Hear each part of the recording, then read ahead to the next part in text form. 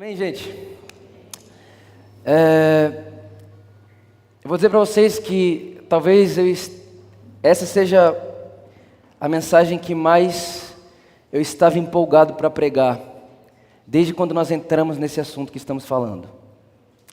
Eu quero falar um pouco hoje com vocês sobre Deus e o sofrimento. Aonde estava Deus na história de Jó? Aonde está Deus na sua dor?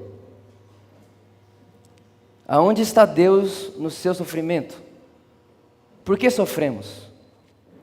Então, eu creio que hoje, essa noite, eu tenho certeza absoluta que essa verdade da palavra vai nos levar a um estado de liberdade superior.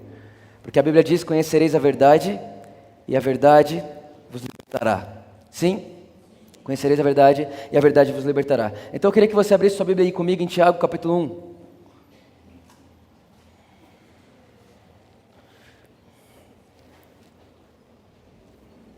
Tiago, no capítulo 1,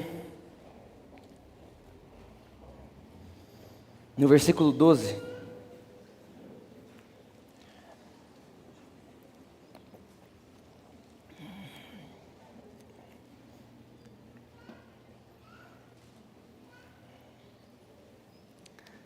Tiago capítulo 1, versículo 12, abra sua Bíblia aí com a gente. Deixa aberta aí, olhe para cá rapidinho. Tem um pastor, para mim, talvez um dos melhores pregadores da nossa época, talvez um dos melhores pregadores do mundo vivo hoje. Ele chama Chris Vallotton. E ele diz o seguinte: muitas vezes temos as experiências certas com a teologia errada. Muitas vezes nós temos a experiência correta, mas a teologia é errada. Nós temos as experiências corretas, mas a forma como pensamos Deus é errada. Certo? Jó, ele teve uma experiência incrível com Deus. A experiência de Jó com Deus foi uma experiência maravilhosa. Mas se nós não temos uma clareza de quem Deus é, quando nós olhamos para a experiência de Jó, automaticamente nós vamos montar um Deus que é mau. Então repara que se você não conhece Deus, a experiência pode se tornar sua pior inimiga. Porque então você vê uma experiência e define Deus pela experiência. E você não pode definir Deus pela experiência. A definição de Deus não pode estar na experiência de alguém. A definição de quem Deus é não está na experiência de X ou de Y. A definição de quem Deus é está na sua palavra. E a Bíblia diz, sem nenhuma sombra de dúvida, de que Deus é amor. Então, quando a palavra de Deus vai definir Deus para mim e para você, a definição que Ele dá para mim e para você é essa: Deus é amor. E tudo que foge disso não é Jesus, não é Deus. Amém? Ele teve uma experiência incrível, mas pela nossa falta de entendimento de quem Deus é, nós entramos num lugar de começar a montar vários deuses, que não são o Deus amor, mas nós começamos a montar vários deuses na igreja hoje em dia. Na verdade, isso sempre aconteceu. Um dos deuses que a igreja inventa quando olha a vida de Jó é o Deus vingativo. Né? É aquele Deus que ele tem vingança. É aquele Deus que ele está esperando você errar para te punir. É aquele Deus que está esperando você fazer uma coisa errada e ele está pronto para punir você pelo seu erro, pelo seu pecado, pela sua falha. É um Deus vingativo. É um Deus que, se você ferir ele te fere de volta. Esse é um Deus que a igreja evangélica criou. Tem um outro Deus que a igreja evangélica criou, que é o Deus que está bravo. É um Deus bravo. É um Deus carrancudo. É um Deus que está lá no céu agora, com aquele cajado na mão, pronto para dar uma cajadada na terra. Como se o fim dos tempos fosse algo parecido com terror. Eu vou dizer para você, a Bíblia diz que o fim dos tempos para a igreja é algo glorioso, não temeroso. Quem tem medo do fim dos tempos não é a igreja. A igreja não tem medo, a igreja avança para esse lugar. A igreja espera por esse momento, a igreja corre para lá. A esperança da igreja está lá. Tem um outro tipo de Deus que a igreja evangélica fez, que é o Deus que, para corrigir pessoas, dá doenças, dá sofrimento, dá dor, dá perda. E aí o que acontece? Quando você tem uma perda, alguém chega em você e fala assim: Deus está querendo trabalhar em você. Aceita que dói menos. É um Deus que, para amar um filho e corrigir um filho, precisa dar um câncer para ele. Eu nunca vou me esquecer uma vez que eu encontrei uma líder de uma igreja e ela estava com o braço quebrado. E eu olhei e falei, poxa vida, você não quer orar por esse braço? Ela disse, não. Eu falei, mas por que não? Jesus fez isso comigo para mim tirar férias.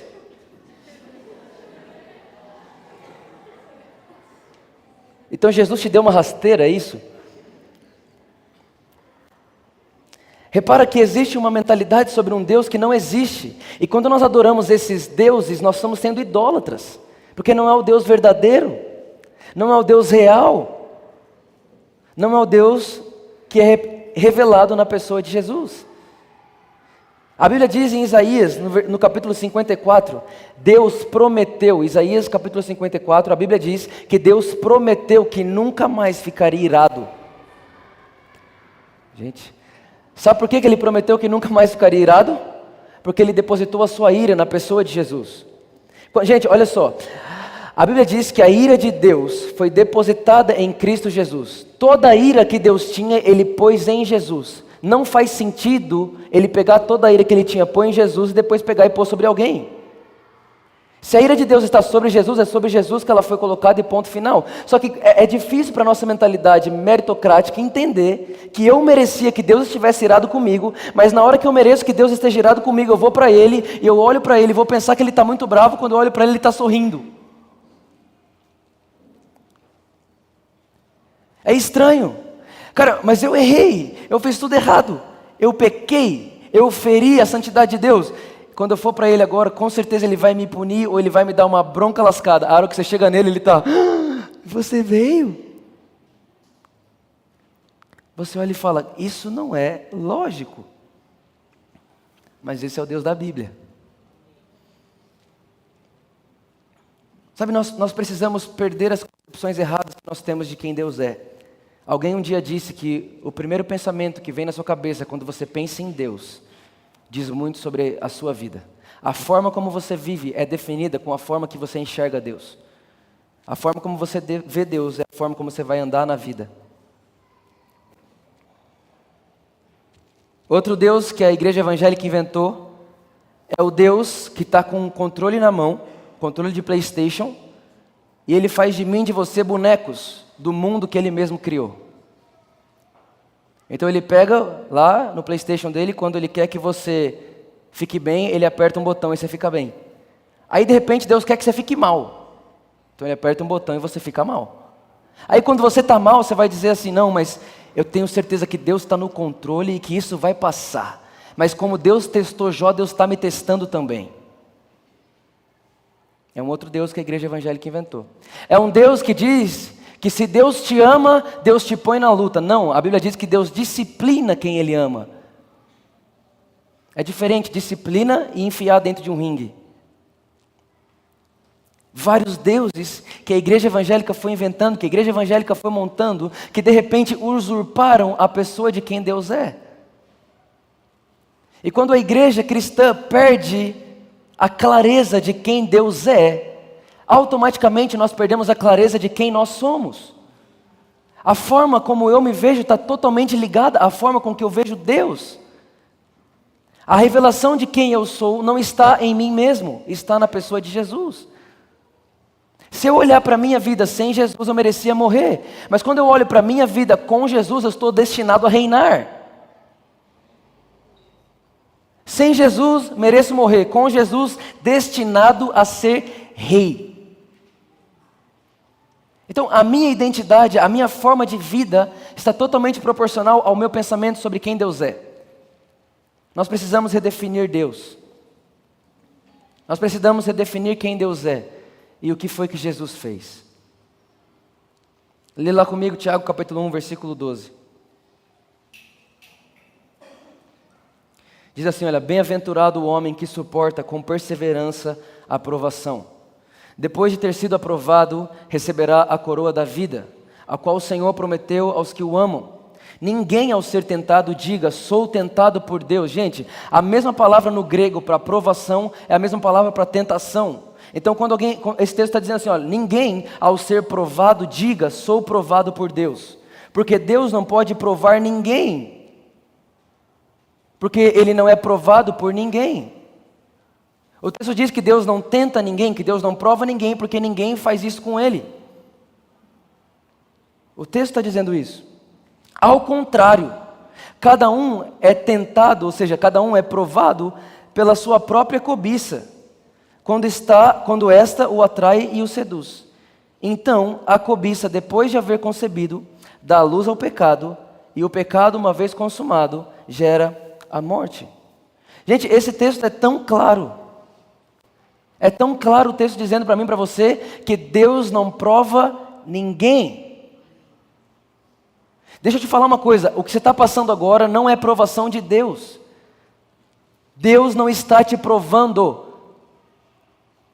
Por que Ele não está te provando? Porque a prova é uma dúvida, será que Ele sabe? Quando o professor te dá uma prova é para saber se você sabe a matéria. Ele quer saber se você sabe o mesmo, se você aprendeu o mesmo. Cara, Deus não faz isso com você, ninguém acredita mais em você que Deus. Ele não duvida de você, não tem para que Ele te provar. Você só prova do que você duvida. Se você tem dúvida de alguém, você vai arrumar um jeito para ver se aquela pessoa é verdadeira com você.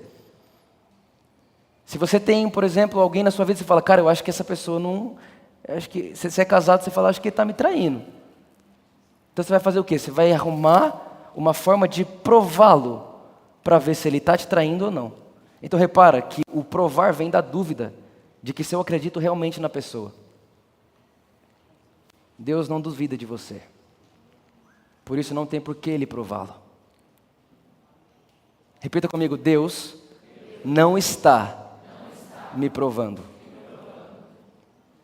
Sim? Amém? Agora, o texto ele é tão claro que ele fala assim, Deus não prova ninguém porque por ninguém Ele é tentado. Então esse texto ele está me dizendo uma coisa incrível aqui. Ele está me dizendo que Deus só pode me dar aquilo que Ele tem. Deus, Ele só pode me dar aquilo que Ele tem. E nós falamos semana passada que Hebreus capítulo 1 diz para mim e para você que Jesus é a exata forma de quem Deus é. Não existe nada de Deus fora da pessoa de Jesus. Nada. Tudo que você pensa sobre Deus que não está em Jesus, jogue fora. Tudo que você pensa sobre Deus que não vê em Jesus, jogue fora. A Bíblia diz que por muito tempo Deus nos falou por meio de profetas, mas nos últimos dias Ele tem nos falado a respeito do Filho. Deus está falando comigo e com você hoje através de Jesus. Jesus é a forma de Deus falar na terra. O som da voz de Deus na terra é uma pessoa chamada Jesus. Por isso não existe outra coisa que a igreja evangélica inventou. Um Deus que está em silêncio. Não é verdade? Não, Deus está em silêncio. Eu estou num momento da minha vida, olha, Deus está em silêncio. Você já imaginou? Pensa, eu chegar no meu pai, num momento difícil da minha vida, meu pai, que a Bíblia chama meu pai de mal. Chegar no meu pai e falar assim, pai, eu estou passando isso. E ele fala assim, e sair fora. E se o meu pai que é mal, a Bíblia diz, nunca faria isso comigo, quanto mais o Pai Celestial. Deus não faz silêncio, somos nós que fechamos os ouvidos quando não olhamos para Jesus. Deus está sempre falando por meio do Filho. Então quando que eu paro de ouvir Deus? Quando eu paro de olhar para o Filho. Porque enquanto eu olho para o Filho, Ele está falando. Quebra o silêncio da sua vida olhando para Jesus. Aleluia! Tem alguém entendendo isso aí? Esse silêncio todo é de entendimento ou é de... Vocês estão muito quietos hoje, estou assustado. Estão abatidos? Vai ficar tudo bem, gente. Hoje é o melhor dia da sua vida. Até amanhã. Amém? Então fala comigo, Deus só pode me dar o que Ele tem. Aí vem Jesus para a terra. E quando Jesus vem para a terra, a gente repara. A velha aliança, olha só isso aqui. A velha aliança mostrou muitas vezes, parecia que Deus estava muito irado, bravo, irritado. Parecia que Ele, você olha e fala assim, mas Deus, o que é isso? Por que você fez isso? Eu não faria isso. E eu sou mau, você que é bom. Eu jamais faria uma coisa dessa. Então quando Jesus vem para a terra, ele vem redefinir quem Deus é. E tem uma hora que Jesus está aqui e ele fala assim, olha gente, eu não vim para matar, nem para roubar, nem para destruir. Eu vim para que tenham vida e a tenham uma vida em... Então repara, tudo que mata, rouba e destrói não foi Jesus que fez. Então se existe uma área da sua vida de morte, de destruição ou de roubo, não tem a ver com Jesus. Agora, se tem uma área da sua vida de vida plena e abundante, então foi Jesus que te deu. Amém? Está fazendo sentido isso para você? Sim. Agora, Oséias diz que o povo padece, o povo sofre por falta de conhecimento. Por que é que nós vivemos como vivemos? Porque não conhecemos. Por que é que estamos, nesse exato segundo, por que é que nós estamos vivendo exatamente o que estamos vivendo e padecendo e sofrendo? Porque não conhecemos. Gente, não adianta. Ah, Vitor, mas é que você não conhece. Não, eu não preciso conhecer. Eu vou dizer isso todo culto. Eu não preciso conhecer a sua experiência, nem você a minha. Nós precisamos conhecer a palavra de Deus. E o que a palavra de Deus é mais verdade que a minha experiência. A palavra de Deus é mais verdade que a sua experiência. A palavra de Deus é a única coisa que nunca passará. Está escrito, mesmo que eu não esteja vendo. E a Bíblia diz que Deus é amor, que Deus é luz, que Deus veio da vida, vida plena, vida abundante. Acredite alguém ou não. Ele veio fazer isso. Olha o que diz Marcos, capítulo 14, versículo 37. Isso aqui é aquele momento, eu não vou ler o texto inteiro, o contexto inteiro, mas esse aqui é aquele momento onde Jesus, ele chama os discípulos para orar, ele está muito tribulado no seu coração, ele está quase na hora de Jesus ser entregue para a cruz, então ele chama os discípulos para ir orar com ele, e olha o que diz o versículo 37 do capítulo 14 de Marcos. Voltando, achou-os dormindo, e disse a Pedro, Simão, tu dormes? Não pudestes vigiar nem por uma hora? Vigiai e orai, para que não entreis em provação. O espírito, na verdade, está pronto, mas a carne é... Olha para mim. Jesus chega em Pedro, Pedro está dormindo na hora que Jesus está orando. Jesus chega em Pedro e fala assim, Pedro, acorda. Pedro, vigia e ore, para que você não caia em provação. O que Jesus está mostrando aqui, gente? Existe um lugar onde a provação não me alcança. Que lugar é esse? O lugar de oração.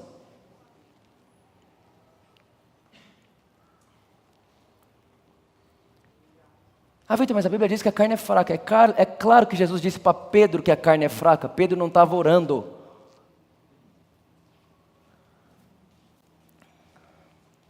Mas a Bíblia diz em Gálatas capítulo 5, versículo 16, que se pelo Espírito fizeres morrer os atos da carne, de nenhuma forma, de jeito nenhum, voltarão a satisfazer os desejos pecaminosos do seu homem interior. Está escrito em Gálatas 5,16. Então, repara que toda vez que eu me envolvo em algo, eu me envolvo num sofrimento excedente, às vezes a culpa não é nossa, às vezes tem fruto de contexto. Mas, gente, olha só, a gente é muito injusto com Deus, porque a gente toma a decisão, a gente entra sem perguntar, a gente entra sem orar, a gente faz sem saber, e quando a gente está lá dentro, começa a virar uma tempestade, e de repente a gente fala, ai Deus, você que me pôs aqui, Deus, agora me tira. Gente, nem tudo que Deus quer é o que acontece. Isso pode baquear alguém aqui. Existe uma diferença gigante daquilo que Deus quer e daquilo que Deus permite.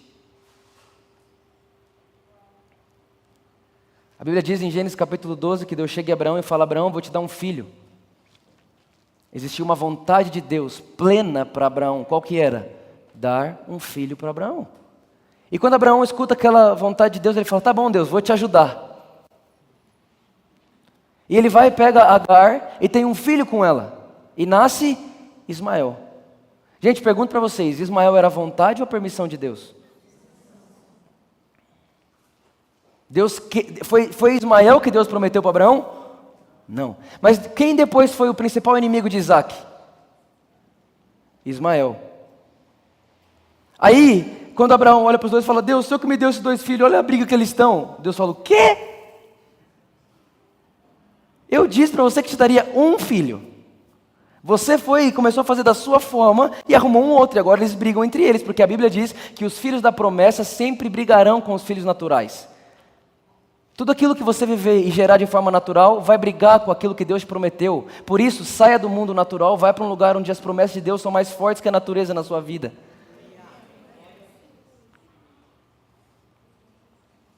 Isaac teve um inimigo porque Abraão quis fazer do jeito dele.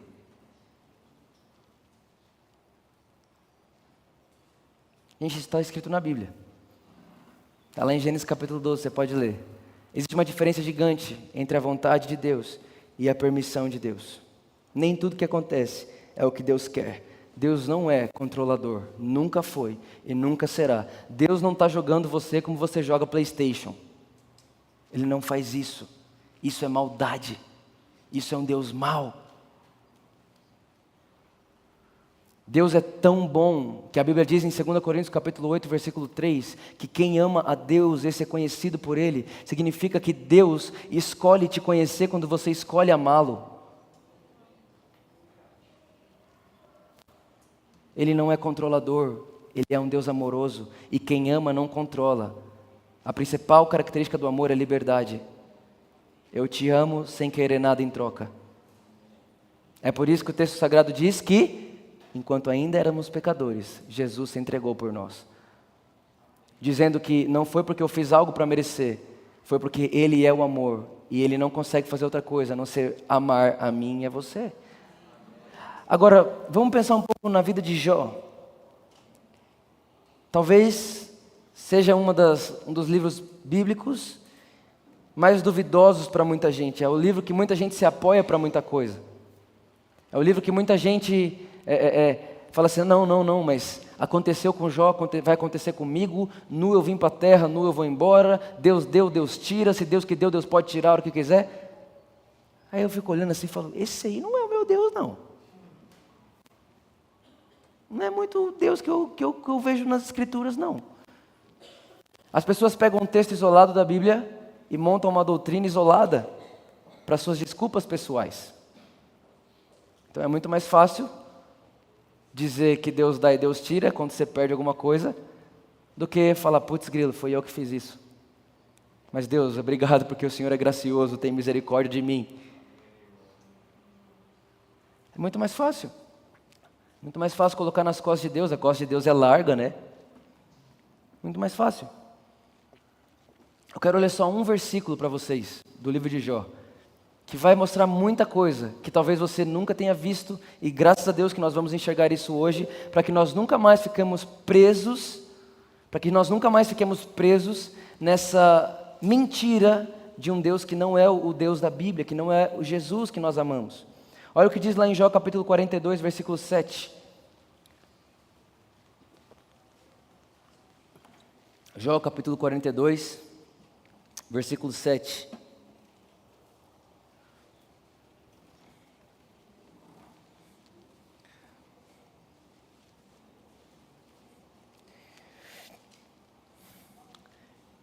Diz assim, olha, depois que o Senhor disse essas palavras a Jó, disse também a Elifaz de Temã, estou indignado com você e com seus 2 amigos, pois vocês não falaram o que é certo a meu respeito, como fez meu servo Jó. Deus chega então nos amigos de Jó e fala assim, olha, eu fiquei muito irritado com vocês, porque vocês não falaram coisas verdadeiras sobre mim. Vocês falaram coisas mentirosas sobre mim. Vocês deram conselhos para Jó e vocês disseram para Jó que eu era aquilo que eu não sou. Agora eu vou falar para você o que é que esses amigos de Jó falavam sobre Deus. E vê se não parece muito com o que a gente fala hoje. Olha só. Jó capítulo 4, versículo 5. Quem que é esse que fez isso? Ele zombou de Jó por permanecer fiel a Deus e disse que Deus não confia em seus servos. Ele disse que Deus não confia em seus servos. E Deus, no final de Jó 42, chega para mim e para você e diz, olha, eles disseram mentiras sobre mim. Então, se eles disseram Deus não confia nos seus servos, e Deus diz que isso é uma mentira, logo eu preciso entender que Deus confia sim nos seus filhos. É uma mentira. Aí a pessoa pega Jó capítulo 4, versículo 5, lê isoladamente e cria uma doutrina em cima daquilo. Dizendo, não, mas Deus não confia no homem, é o homem que precisa confiar em Deus. Não, cara, Deus confia sim no homem, Deus acredita sim no homem. Deus depositou sua fé no homem. Deus acredita em nós, gente. Deus acredita em mim mais do que eu. Deus acredita em você mais do que eu, mais do que seu pai, mais do que sua mãe, mais do que você. Deus acredita sim em você, Deus confia sim em você. Segunda coisa que os amigos de Jó disseram para ele era que Jó era orgulhoso e mau, e que ele estava passando por aquilo porque ele não temia a Deus. Já viu essa? Quando acontece alguma coisa na vida de alguém, e alguém chega e diz assim, tem um pecadinho escondido aí, não tem não? Será mesmo que não tem nenhuma coisinha escondida aí que você esqueceu de confessar? Não, deve ter, tem alguma coisa aí, ô Jó, alguma coisa você fez para que isso tenha vindo sobre você. E Deus no final do capítulo 42 diz que isso é uma mentira.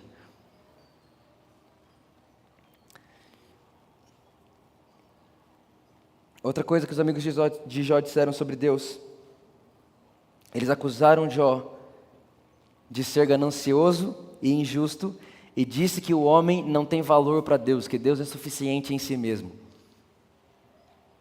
Isso está lá em Jó capítulo 22. Talvez isso seja uma das coisas mais tristes que tem acontecido na igreja. Pessoas que acreditam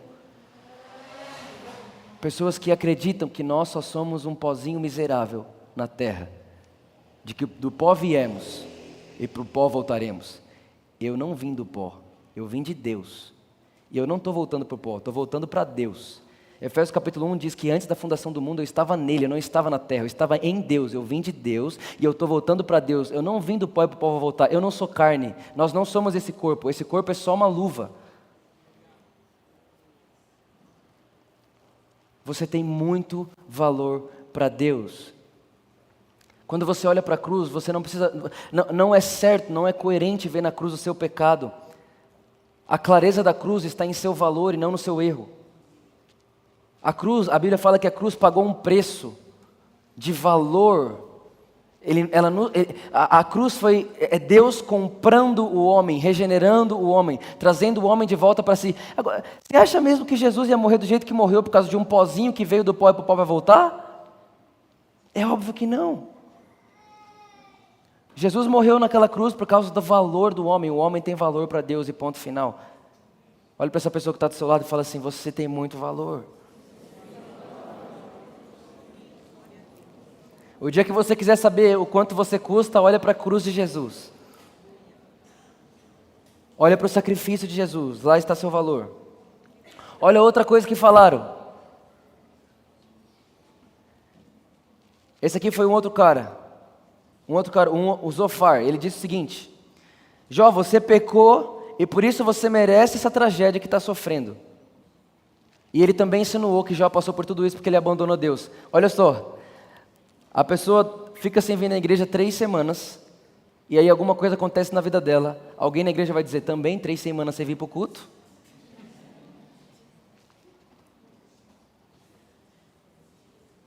Você abandonou Deus, é claro que você vai passar. Está desviado, você está desviado, cuidado, hein? Você está andando de moto desviado, vai cair, hein?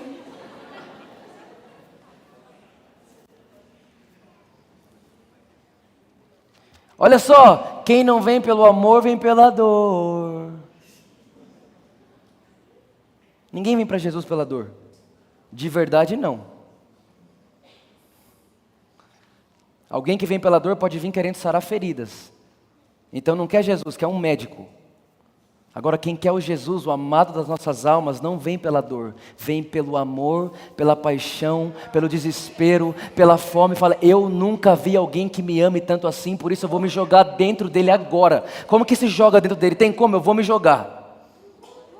Essa é a verdade de alguém que veio para Jesus. Não, está doendo, vou para Jesus.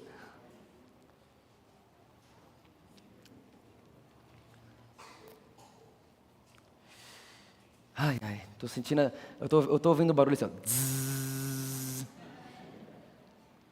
Vai ficar tudo bem, te prometo. Uma outra mentira que um dos amigos de Jó disseram é: não adianta ser fiel a Deus. Já viu aquela pessoa que dizima todo mês? E aí, geralmente está no vermelho, né? Geralmente, quase sempre. Mas permanece dizimando e alguém chega e fala assim: será mesmo que você está sendo leal a Deus? Porque se você tivesse, você não estaria no vermelho, não. Um Deus que o homem inventou. Um Deus que o homem criou. Um Deus que o homem moldou. Só faltou fazer uma escultura.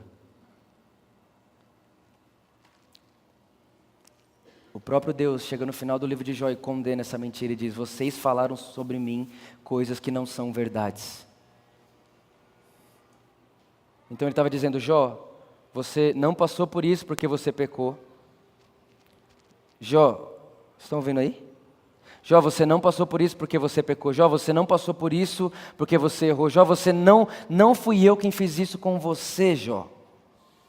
Eu não tenho morte para ninguém. Gente, como que Deus põe lepra em alguém se Deus não tem lepra? Deus tem câncer? Então como ele dá câncer para alguém?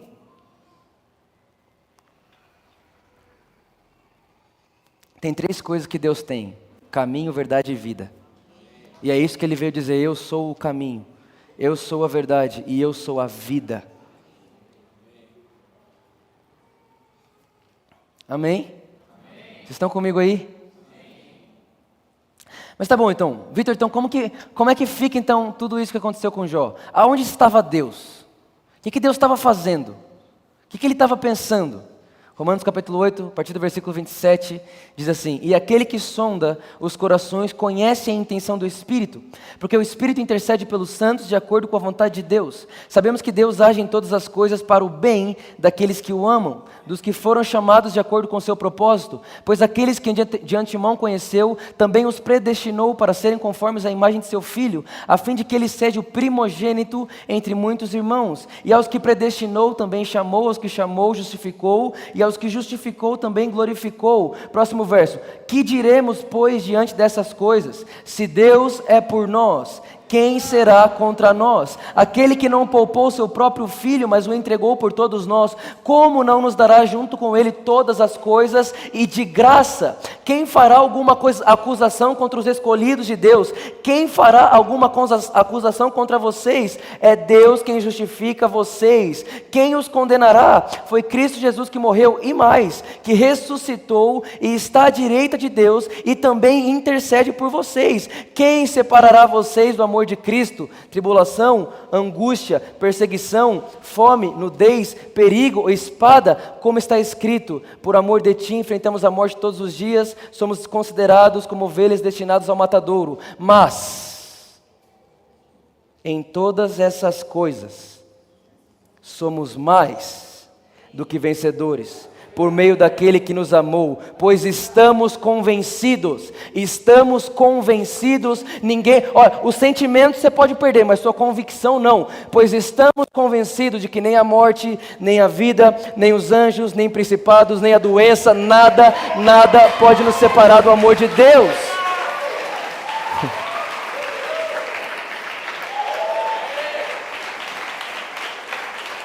Mas Vitor, então o que Deus estava fazendo no meio do sofrimento de Jó? Deus estava conduzindo Jó para um lugar melhor. Deus não dá a dor, mas Ele é tão bom que Ele faz a sua dor um lugar onde você pode sair melhor. Deus não tem uma dor para você, Deus não te dá o sofrimento, mas quando nós se encontramos lá dentro, Ele é tão bom que Ele faz aquilo cooperar para o nosso bem, para que nós saiamos de lá mais parecidos com Jesus.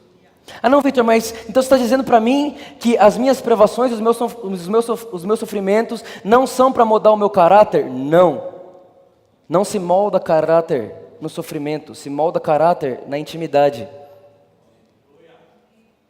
O sofrimento não molda o seu caráter, revela o seu caráter. O que você diz sobre Deus no meio do sofrimento é o que mostra o que você pensa sobre Deus no seu lugar secreto. Vamos lá, gente. Você acha mesmo que Deus é mau? Ele é muito bom. Deus é exageradamente bom. Chega a ser exagerado. Dá vontade de chegar em Deus e falar assim: Deus, menos, a gente não... Estamos ficando mimado. Pois é, e estamos mesmo. Eu desejei uma capinha e ganhei uma capinha, PH, você acredita? Só desejei. E estou desejando um ar-condicionado também. 3, aleluia. Mais um lá para cima, 4. Oh. Gente, entenda uma coisa, a Bíblia diz em 1 Coríntios 13, que nos sobram 3 coisas: fé, esperança e amor. Gente, que é isso? As crianças estão malucas hoje. Ainda bem que vai pôr uma porta ali, tá bom, gente? Vai colocar uma porta ali, acústica. Olha só. Até me perdi. Fé, esperança e amor, certo? Quando você está no meio de uma situação, você precisa ter o quê? Fé. Fala comigo, fé. Vitor, tá bom, eu tenho fé, a situação não passa. Tem esperança.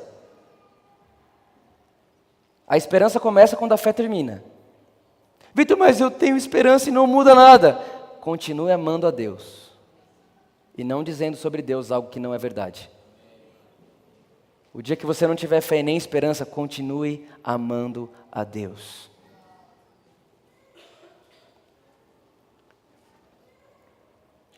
Amém? Sim ou não? Precisamos... Agora, gente, olha só, vamos lá. Vitor, tá bom, eu sei, nós não podemos ser meninos de acreditar que nós vamos viver na vida sem um monte de coisa à nossa volta. Né? Mas a gente pode viver na vida sabendo de uma coisa: o diabo não me toca. Eu cheguei no pessoal que ora muito por mim, cheguei neles e disse assim: gente, vou falar uma coisa que vai escandalizar vocês, tá bom? Eles, tá bom. Não orem para o diabo não me tocar. Eles disseram: ai, Vitor, como assim? A gente ora isso todo dia. Não precisa, gente. Mas por que não? Porque quando você está orando para o diabo não me tocar, você está duvidando da bondade de Deus, que diz em 1 João capítulo 5 que o diabo não toca em quem nasceu de Deus. Ou eu creio no que está escrito, ou eu paro de pregar. Ou eu creio no que a Bíblia diz, ou eu paro de pregar. Ou eu creio plenamente, ou eu não vou aceitar viver uma vida medíocre. A Bíblia diz que é melhor ser frio do que morno. É melhor não crer do que crer um pouquinho. Gente, quem crê errado, vive errado. Mas quem crê certo, vive da maneira certa. Sim ou não? Olha só, a gente vai orar. Deus, olha Deus, estamos indo viajar aqui agora, acampa os seus anjos à nossa volta. Está escrito, Deus já acampou os seus anjos em volta daqueles que o amam e o temem. Você ama a Deus? Sim. Você teme a Deus? Sim. Então já tem anjo aí, não pede, agradece. Deus, obrigado porque os seus anjos sempre estão cuidando de mim.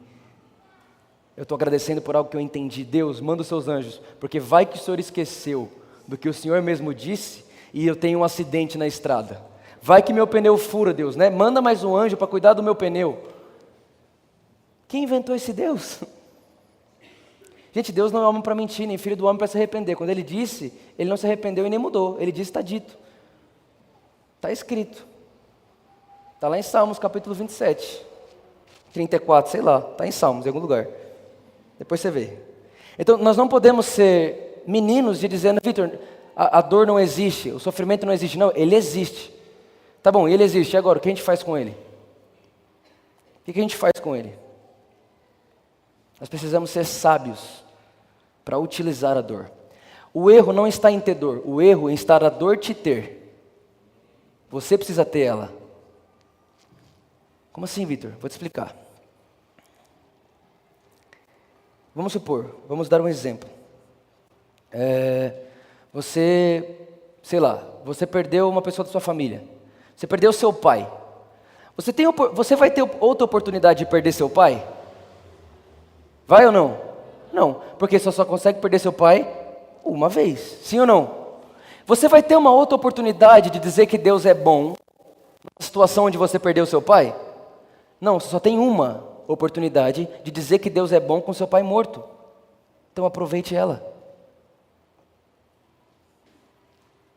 Vitor, saiu tudo fora do controle. Pois é, não vai sair de novo. Aproveite essa única vez que saiu do controle e diga: Deus é bom em meio ao caos.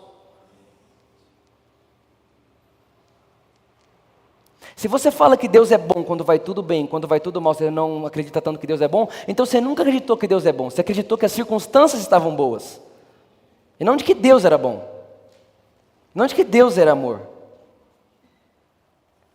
Aproveite a dor, não seja aproveitado por ela. Sabe por que eu digo isso para vocês? Porque a maior dor de Jesus resultou no maior poder de Jesus, a ressurreição. Se você souber aproveitar a sua dor, o que foi muita dor para você, vai ser ressurreição para alguém.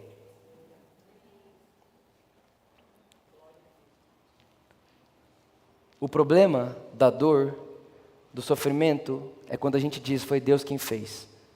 Deus enviou isso para me provar. Deus enviou isso para me testar. Deus enviou isso para ver se eu sou fiel mesmo. Tipo assim. Ele conhece todos os meus pensamentos. Ele sonda todo o meu coração. Gente, atletas sabem aproveitar a dor. A Bíblia diz que nós somos atletas na vida. Somos atletas de Cristo na vida. A Bíblia diz isso.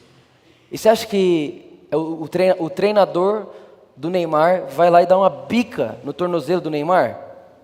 Claro que não. Mas, por exemplo, nesse exato momento, o tornozelo do Neymar está zoado. Mas eles precisam aprender a lidar com a dor. Atleta que não sabe lidar com a dor sempre vai viver no banco. Sempre vai estar no banco de reserva. Cara, não sai do jogo. Aprenda a lidar com ela, entendendo primeiro que não foi Deus que deu, entendendo segundo que ela não te tem, entendendo terceiro que toda a dor foi levada na cruz e o castigo que me traz a paz estava sobre Jesus. Manda esse negócio para a cruz de volta, porque lá é o lugar dele. Mas hoje em dia as pessoas, elas se acostumaram, e na verdade não se acostumaram, mas é como se elas desistiram da cura, elas desistiram da prosperidade, elas desistiram da vida plena. Elas dizem: não, a vida na terra é assim mesmo, uma hora passa, uma hora não vai ter mais choro, uma hora não vai ter mais dor, uma hora, não, nós não podemos voltar a viver como se Cristo não tivesse morrido na cruz, para que nós vivêssemos em paz. Amém, gente? Olha só, 1 João capítulo 3, versículo 8 diz: para isso o Filho de Deus se apresentou, para destruir as obras do diabo. Olha só, olha para mim, presta muita atenção nisso. Não, a nossa fé não tem que estar assim, a nossa fé não é assim: olha, eu tenho fé de que Deus vai destruir o diabo. Eu tenho fé que Deus vai fazer isso acontecer. Eu tenho fé que isso vai... Não, a nossa fé não está em crer que Deus vai fazer. A nossa fé está em crer que Deus já destruiu o diabo. Não é uma fé, eu tenho fé que Deus vai me curar. Não, eu tenho fé que Deus já me curou. Não, eu tenho fé que vai dar certo. Não, eu tenho fé que já deu certo. A vida do cristão, a garantia da sua vida futura não está no futuro, está no passado. A cruz de Jesus é a única coisa que pode garantir o seu futuro. Então, não é sobre ter fé no que Deus vai fazer, é sobre ter fé no que Deus já fez. E o texto diz que foi para isso que Jesus se manifestou, para destruir. Jesus falhou? Então, se ele se manifestou para destruir, ele destruiu? Então ele destruiu. Pergunto para você: morte é obra de Deus ou do diabo? Do diabo. Doença, obra de Deus ou do diabo? Do diabo. Você não conseguir dormir de noite de tanto problema que você tem, de Deus ou do diabo? Você viver perdendo o sono, você viver perdendo a paz, você viver perdendo a calma, você viver raivoso, é de Deus ou do diabo? E a Bíblia diz que Jesus já destruiu as obras do diabo. Então por que vivemos ela? Sabe por que vivemos ela? porque nós aceitamos elas. Nós ficamos passivos. Está tudo bem, uma hora passa. Está tudo bem, uma hora eu chego lá, uma hora dá certo, Jesus vai voltar.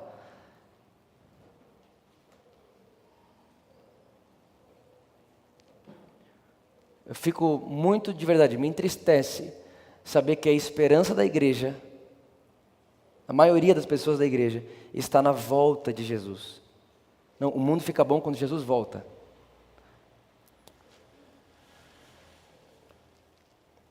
Não, cara, não é isso, não é isso.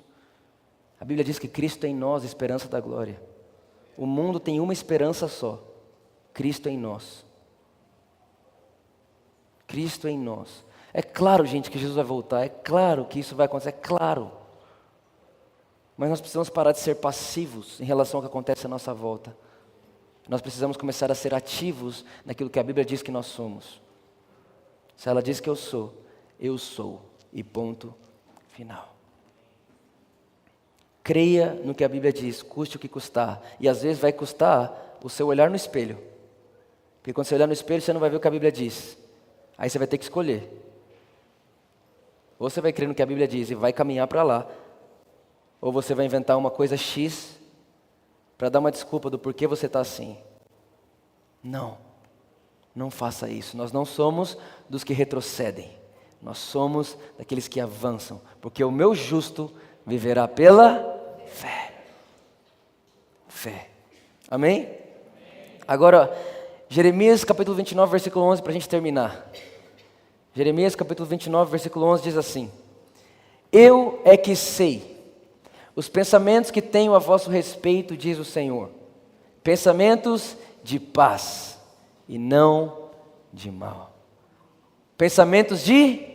Fala comigo, paz. Fala comigo forte, paz.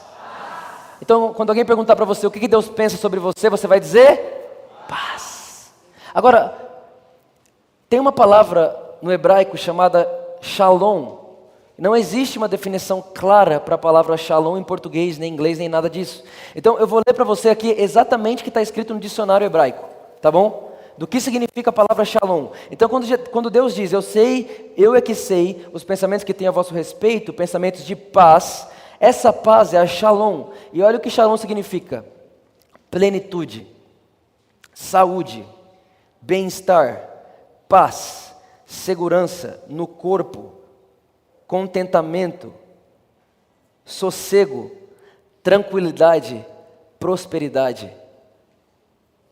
Eu é que sei o pensamento que tenho a vosso respeito, pensamento de plenitude, pensamento de saúde, pensamento de bem-estar, pensamento de contentamento, pensamento de segurança, pensamento de amizade, pensamento de sossego e tranquilidade. Eu sei que eu tenho um pensamento sobre vocês. O pensamento que eu tenho sobre vocês é uma alma próspera, um corpo próspero, um espírito próspero. E quando eu falo de prosperidade, não estou falando de dinheiro, estou falando de uma vida abundante, de uma vida que você tem paz para você, tem paz para sua família, tem paz para os seus amigos, tem paz para o seu trabalho, você tem alegria para você tem alegria para quem está à sua volta, você tem vida para você tem vida para quem está à sua volta. Isso é prosperidade. Você tem para você e você tem para os outros. Você tem amor por si mesmo e você tem amor pelos outros. Por quê? Porque o mesmo amor que você recebe de Deus é o amor que você transborda de Deus e é o amor que alcança as pessoas à sua volta. A mesma graça que você recebe de Deus é a graça que abunda em você e de repente começa a pegar todos à sua volta. Então Deus não tem um pensamento para você de suficiência. Deus tem para você um pensamento de superabundância.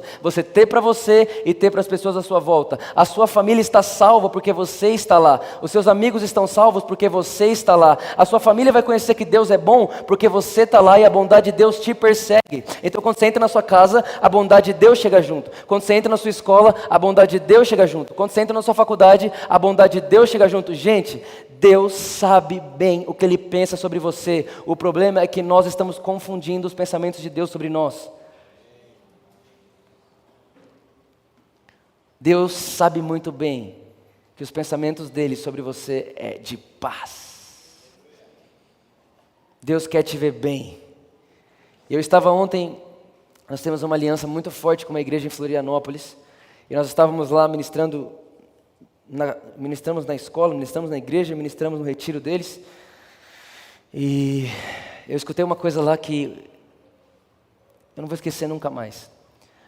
Uma pastora, ela estava pregando, o nome dela é Pastora Paula Azevedo, né? E o segredo da frase está no sobrenome, né? Azevedo. Brincadeira. Para quem não sabe, meu nome é Vitor Azevedo, tá? Mas foi só uma piada muito sem graça. Depois a gente corta ela do vídeo. Ela disse uma coisa que eu nunca mais vou esquecer. Ela disse assim: nunca se esqueçam que Deus é sempre melhor do que você pode imaginar. Não existe um lugar na sua imaginação que você pense sobre a bondade de Deus que Ele não superabunde nesse seu pensamento. Deus vai ser sempre melhor do que a gente pode imaginar, descrever ou pensar. Ele é sempre melhor. Sabe, talvez você entrou aqui hoje e você é carregado de feridas por causa desse Deus falso que inventaram. Alguém disse para você um dia: Deus levou, né? Né? Deus corrige. Né? Deus faz isso aí mesmo. É para provar. Você tá andando direito com Deus? Talvez você está aqui hoje e você é machucado por essa realidade. Mas eu quero dizer para você que esse nunca foi o pensamento de Deus sobre você. Os pensamentos de Deus sobre você sempre foi um pensamento superior, de muita paz. A ponto de Deus dizer: olha, os meus pensamentos são mais altos do que os seus sempre. E a minha vontade para vocês é sempre superior à de vocês. Você nunca vai querer algo para você tão bom quanto Deus quer para você. Amém? Fique de pé comigo, vamos orar.